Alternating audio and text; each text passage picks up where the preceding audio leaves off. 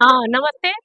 મારું નામ છે ચાંદની કોટેચા અને અમારા કોટેચા પરિવાર દ્વારા છેલ્લા 20-21 વર્ષથી આ ગોળણી જમણવાર નું આયોજન થાય છે.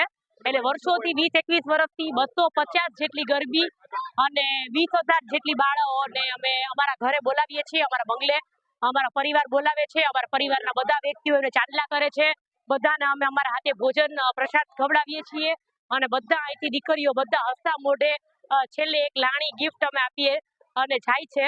અને ખુશીની વાત તો એ છે કે આજે પરંપરા તો વર્ષોથી છે એની અમે રાહ જોતા હોઈએ છે, પણ માતાજીના સ્વરૂપમાં જે અટલી ગોળણીના પગલા જે અમારા ઘરે થાય છે એ જોઈને એનો એક અનેરો જ આનંદ આવે છે કે આ જે પગલા બધી છોકરીઓ આવે છે, બધા ચાંદલો કરીએ છે, કોણ માતાજીના સ્વરૂપમાં આવે છે ખ્યાલ નથી.